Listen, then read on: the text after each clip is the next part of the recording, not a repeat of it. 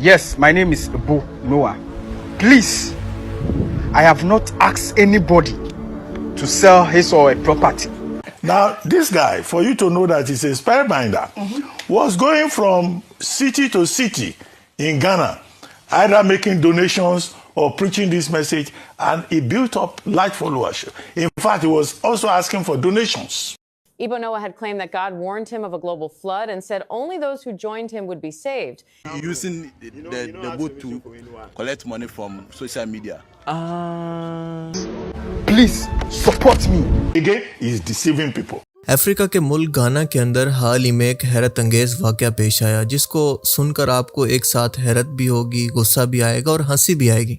जी हाँ, दरअसल हुआ कुछ यूं कि यहाँ पर एबो नू नाम के एक शख्स की सोशल मीडिया वीडियोस, खास तौर पर टिकटॉक वीडियोस वायरल होना शुरू हुई, जिसके अंदर इसने ना सिर्फ खुद को दूसरा नू पैगंबर होने का दावा किया, बल्कि सेम नू अलैहिस्सलाम की तरह अपनी बड़ी बड़ी कश्तियां बनाकर लोगों को वार्न किया कि ये दुनिया 2025 के अंदर क्रिसमस के दिन यानी 25 दिसंबर को ख़त्म होने वाली है और मैं खुदा का पैगंबर हूँ और खुदा ने मुझे ये पैगाम दिया और कहा है कि मैं ये कश्ती बनाऊं क्योंकि एक बहुत बड़ा सैलाब आने वाला है जो कि दुनिया को तबाह कर देगा और इसके अंदर मैं अपने मानने वाले लोगों को बिठाऊं ताकि मेरे और खुदा के मानने वालों को नूह अलैहिस्सलाम की तरह निजात मिले, क्योंकि इसके मुताबिक बहुत जल्द सैलाबी बारिशें शुरू होंगी जो कि 3 से 4 साल तक लगातार होंगी और ज़मीन पानी के अंदर डूब जाएगी।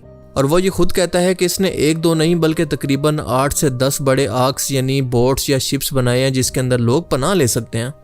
और यहाँ तक एक वीडियो के अंदर वो अपने पास मौजूद बकरियों और परिंदों को इस बात की अलामत करार देता है कि ये पेशन गोई बस पूरी होने वाली है। वो दावा करता है कि इस कश्ती के अंदर हर जानवर की एक जोड़ी के साथ जानवर सवार होंगे और इसके अलावा इंसान सवार होंगे जिन्होंने इसकी वार्निंग को कबूल किया है, जबकि बाकी लोग दुनिया के अंदर ऐसे ही रह जाएंगे। सोशल मीडिया पर इसकी वीडियोस के अंदर आप देख सकते हैं जिसके अंदर वो यही शिप्स बनाता नजर आता है, कभी वार्निंग देता नजर आता है, कभी बाइबल पढ़ता नजर आता है और इसने खुद के नाम के आगे जानबूझकर नू लगाकर वैसे ही हजारों साल पुरानी ड्रेसिंग भी कर रखी है। मतलब गजब टोपीबाज आदमी है ये। यकीनन मेरी तरह हैरानगी के साथ साथ आप भी इसकी बेवकूफ़ी पर हंस रहे होंगे क्योंकि लोग भी कमेंट सेक्शन के अंदर इसी तरह के सवाल कर रहे हैं कि और कुछ हो ना हो। इस कश्ती के अंदर सी पोर्ट ज़रूर होनी चाहिए ताकि मैं अपना मोबाइल चार्ज कर सकूं, वरना इतने लंबे सफ़र के अंदर मैं बोर हो जाऊंगा। तो कोई कह रहा है कि असल में ये यूरोप डंकी लगाने के लिए इस तरह का बहाना कर रहा है कि आहिस्ता आहिस्ता से समंदर के जरिए यूरोप में पहुंच जाए। वैसे जिस तरह से ये कश्ती के अंदर सामान लोड कर रहा है मुझे भी यही शक हो रहा है। तो कोई कह रहा है कि भाई साहब मैं स्पेन के अंदर रहता हूं, अगर आपका यहाँ से गुजर हो तो मुझे भी उठाते जाना।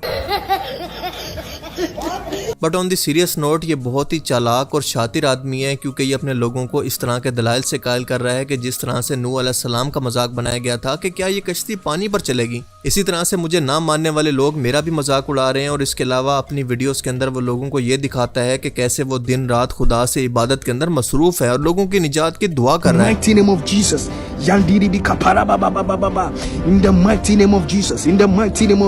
अब आप यकीनन सोच रहे होंगे कि कौन से बेवकूफ़ लोग हैं जो कि आज के डिजिटल दौर और साइंटिफिक दौर के अंदर भी इस बेवकूफ़ी पर यकीन करेंगे, क्योंकि ये बंदा अपना भी वक्त ज़ाया कर रहा है और दूसरों का भी। चलो 5000 साल पहले तो लकड़ी की कश्ती के अलावा कोई दूसरा ऑप्शन नहीं था, लेकिन आज के टाइम के अंदर तो इस तरह के 100 ऑप्शन मौजूद हैं।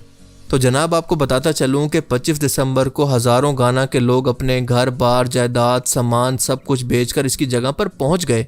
जी हाँ, आपने सही सुना, क्योंकि ये वीडियोस के अंदर जो लोग आप देख रहे हैं दरअसल ये वही लोग हैं। आपकी तरह मुझे भी यकीन नहीं होता कि आज के टाइम के अंदर भी इस तरह के ब्रेन डेड ज़ोंबी किस्म के लोग मौजूद हैं। लेकिन सबसे अहम बात यह है कि हम सब ने देखा कि 25 दिसंबर आया भी, गुजर भी गया और कोई सैलाब भी नहीं आया।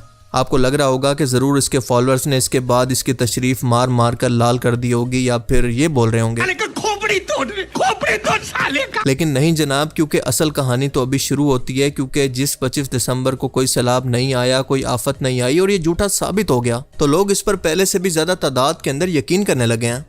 और वजह यह है कि इसने 25 दिसंबर को खड़े होकर ऐलान किया कि सुबह शाम खुदा के सामने मेरी दुआएं करने की वजह से, रोजे रखने और चैरिटी करने की वजह से तुम सब लोगों को निजात मिल चुकी है और तुम पर आने वाला अजाब पोस्टपोन कर दिया गया है। I have prayed, I have fasted, I have donated and I have built. God has given us some time to build more arks. और जाहिर है कि इसके मानने वाले लोगों का ये सुनकर खुशी का ठिकाना नहीं था। उन्होंने इसको कंधों पर उठा लिया और खुशियां मनाने लगे। आपको लग रहा होगा कि शायद ये बंदा मुसलमान है और इसके मानने वाले भी, क्योंकि ये नूह अलैहिस्सलाम की कहानी को रिप्रेजेंट करने की कोशिश कर रहा है, लेकिन ऐसा नहीं है।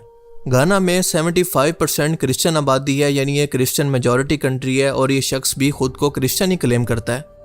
दरअसल नूह अलैहिस्सलाम की कश्ती का वाक़या सिर्फ कुरान नहीं बल्कि तौरात और वेदास के अंदर भी मौजूद है, और दूसरा ये खुद को प्रॉफिट कहकर लोगों को धोखा दे रहा है। लिहाजा इसका ताल्लुक ना क्रिश्चियनिटी के साथ है, ना मुसलमानों के साथ और ना दुनिया के किसी और मज़हब के साथ। ये शख्स और इसके मानने वाले तमाम लोग एक अलग से कुफरिया मज़हब के मानने वाले शुमार होंगे, ना कि किसी और इब्राहिमिक रिलीजन के मानने वाले या फिर किसी और मज़हब के साथ लिंक। और दूसरा आप नोट करें कि इस बंदे ने कितने हाई लेवल पर इन्वेस्टमेंट की है, यानी 7, 8 या 10 कश्तियों को बनाना कोई बिना पैसों के पॉसिबल ही नहीं है। और इससे साफ जाहिर होता है कि इसकी लूट मार के पीछे ये अकेला नहीं है बल्कि और भी हिस्सेदार हैं जो कि प्रॉफिट के अंदर बराबर के शरीक होंगे, क्योंकि इस बंदे ने बड़े कॉन्फिडेंस के साथ खुद सोशल मीडिया पर यह कहा है कि आपकी दुआओं और आपके डोनेशन का शुक्रिया, जिसकी वजह से मैंने नई मर्सिडीज कार खरीद ली है जिसकी कीमत तकरीबन $1 लाख से भी ज्यादा है, और बहुत सारी प्रॉपर्टी भी बना ली है। पर फिर भी लोग इतने अंधभक्त हैं कि अभी भी इसकी बातों पर यकीन करके बैठे हैं कि हाँ वाकई ये कोई प्रॉफिट या कोई नबी है। सोचने की बात तो यह है कि अगर ये बंदा बाइबल की बेस पर ये पेशन गोइयाँ कर रहा है तो बाइबल के अंदर तो वाज़े तौर पर जेनेसिस के अंदर ये लिखा हुआ है कि दोबारा नूह अलैहिस्सलाम की कौम की तरह का अजाब दुनिया पर कभी नहीं आएगा, कभी भी उस तरह से दोबारा से दुनिया को तबाह नहीं किया जाएगा, और ये खुदा का वादा है। और अगर ये बंदा मुसलमान होकर ऐसी बात करता तो कुरान करीम इस बारे में वाज़े तौर पर कहता है कि क़यामत कब आएगी इसका इल्म सिर्फ और सिर्फ अल्लाह के पास है, किसी पैगंबर के पास भी नहीं है, इंक्लूडिंग नबी आखिरुज़्ज़मा हज़रत मोहम्मद सल्लल्लाहु अलैहि वसल्लम के। और ज्यूज़ के बारे में तो आप जानते हैं कि वहाँ पर तो सिर्फ एक आखिरी मसीहा की गुंजाइश बाकी है, किसी पैगंबर की नहीं, यानी कोई भी इब्राहिमिक रिलीजन किसी भी नए पैगंबर को किसी भी तरह से एक्सेप्ट नहीं करता। तो फिर सवाल पैदा होता है कि ये बंदा ये सब कुछ आखिर कर क्यों रहा है। जवाब इसका बहुत ही सिंपल है कि ये माइंड गेम और साइकोलॉजी का इस्तेमाल करके लोगों का पैसा, दौलत और इनका यकीन लूटना चाहता है, जो कि आपने देखा कि इसने बहुत कामयाबी के साथ कर भी लिया है। साइकोलॉजी में एक टर्म इस्तेमाल होती है जिसको कहते हैं कॉग्निटिव डिसोनेंस, और ये आपको सिर्फ मजहबी नहीं बल्कि पॉलिटिकल, सोशल और रोज़मर्रा की ज़िंदगी के अंदर हर जगह पर नजर आती है।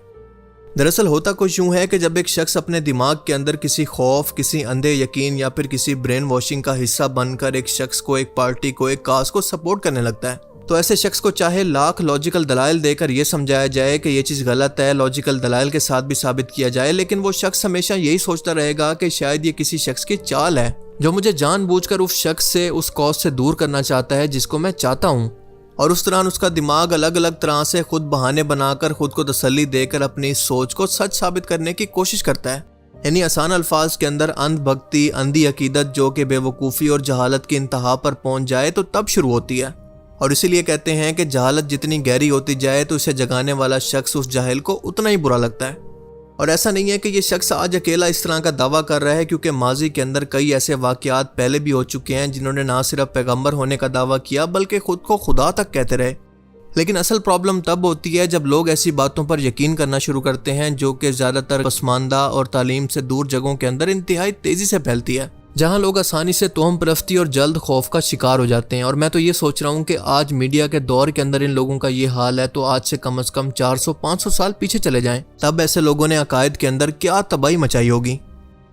और अफ्रीका के अंदर तो ऐसे झूठे पैगंबरों की एक अलग तारीख है, जिनमें से एक को तो मैंने अपनी एक अलग वीडियो के अंदर एक्सपोज भी किया है, जिसे आप यहाँ पर क्लिक करके देख सकते हैं।